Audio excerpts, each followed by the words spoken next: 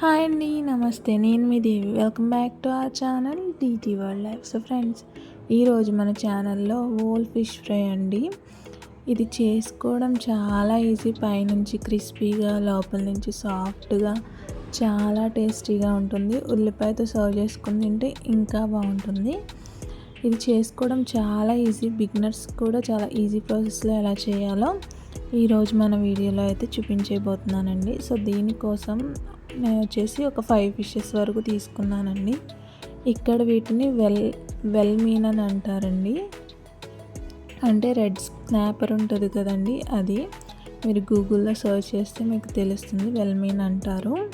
So అవి అయితే నేను ఒక 5 వరకు తీసుకొని నీట్గా వాష్ చేసుకొని కట్ చేసుకొని తీసుకున్నానండి.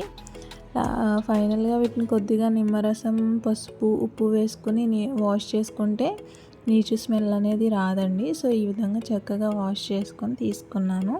ఇప్పుడు వీటిని ఒక సైడ్కి పెట్టేసుకొని మరొక మిక్సింగ్ బౌల్ తీసుకొని అందులో 1.5 టీ స్పూన్ వరకు కారం అండి, సరిపడా ఉప్పు, ఒక 1/2 టేబుల్ స్పూన్ వరకు పసుపు, 1 టేబుల్ స్పూన్ వరకు ధనియాల పొడి, 1/2 టేబుల్ స్పూన్ జీలకర్ర పొడి, 1/2 table spoon garam masala and 1 table spoon వరకు వచ్చేసి అల్లం వెల్లుల్లి పేస్ట్ అండి, అండ్ కారబద్ద వరకు నిమ్మరసం అండి. ఈ నిమ్మరసం వేసుకున్న మనకు నీచు స్మెల్ అనేది రాదు. సో యాడ్ చేసుకొని ఇందులోనే ఒక 2 టేబుల్ స్పూన్ వరకు నూనె కూడా యాడ్ చేసుకోవాలండి. ఇదే స్టేజ్లో నూనె కూడా యాడ్ చేసుకొని ఈ మొత్తాన్ని చక్కగా ఒక మసాలా పేస్ట్ లాగా అయితే రెడీ చేసుకోవాలి. చూసారు కదా, ఈ విధంగా మిక్స్ చేసుకుంటే మనకి మసాలా పేస్ట్ అనేది రెడీ అయిపోతుంది. చక్కగా హ్యాండ్స్తోనే ఈ విధంగా చక్కగా అన్ని మిక్స్ అయ్యేటట్టు ఈవెన్గా బాగా మిక్స్ చేసుకోవాలి. ఈ విధంగా మిక్స్ చేసుకున్నాక మన కట్స్ పెట్టుకున్న ఫిష్ని తీసుకొని అప్లై చేసుకోవాలండి. కట్స్లో కూడా అప్లై చేసుకోవాలి, లేకపోతే మనకి పైన అయితే బాగానే ఉంటుంది క్రిస్పీగా, బట్ లోపల వరకు ఆ టేస్ట్ అనేది ఉండదు. సో లోపల వరకు పొట్ట భాగంలో కూడా చక్కగా మన మసాలా మిక్స్ అనేది లోపల వరకు బాగా ఇన్సర్ట్ చేస్తూ అన్ని చోట్ల బాగా అప్లై చేసుకోవాలండి. ఫిష్ మొత్తానికి అసలు ఎక్కడ కూడా వదలకుండా మొత్తానికి మన మసాలా అనేది బాగా పట్టించేసుకొని ఈ విధంగా నేను ఫిష్లన్నీ రెడీ చేసుకున్నానండి. ఇప్పుడు దీన్ని ఒక 1 అవర్ పాటు పక్కన పెట్టేసుకున్నామండి. ఒక 1 అవర్ తర్వాత మిగతా ప్రాసెస్ అనేది చేసుకోవాలి. సో ఒక 1 అవర్ పక్కన పెట్టి మనం మిగతా ప్రాసెస్ అనేది స్టార్ట్ చేద్దాము. సో ఈ విధంగా వీటిని పక్కన ఉంచాక మరొక మిక్సింగ్ బౌల్ తీసుకొని అందులో ఒక 2 టేబుల్ స్పూన్ వరకు కార్న్ఫ్లవర్ యాడ్ చేసుకుంటున్నానండి. 2 టేబుల్ స్పూన్ వరకు కార్న్ఫ్లవర్, ఒక 5 నుంచి 6 టేబుల్ స్పూన్ వరకు వచ్చేసి బేసన్, అండ్ ఇందులో స్పైసెస్ అండి, ఒక 1/2 టేబుల్ స్పూన్ వరకు పసుపు, 1 టీ స్పూన్ వరకు కారం, సరిపడా ఉప్పు మనం ముందు కూడా వేసుకున్నాం కదండి.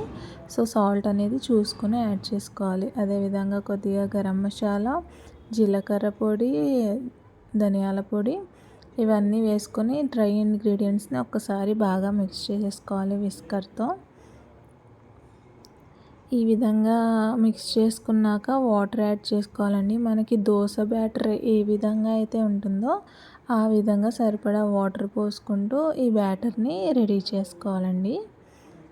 లమ్స్ లేకుండా బాగా మిక్స్ చేసుకొని మనం మ్యారినేట్ చేసుకుని ఉంచుకున్న ఫిష్ పైన ఈ విధంగా పోసుకోవాలండి. ఈ మిక్చర్ అనేది చూసారు కదా, కన్సిస్టెన్సీ అనేది ఈ విధంగా ఉంటుంది. సో అన్ని ఫిషెస్ని ఈ విధంగా పోసుకుంటూ 2 వైపుల నుంచి ఈ బ్యాటర్తో కోట్ చేసేసుకోవాలండి. నేను డీప్ ఫ్రై చేయట్లేదండి, ప్యాన్ ఫ్రై చేస్తున్నాను.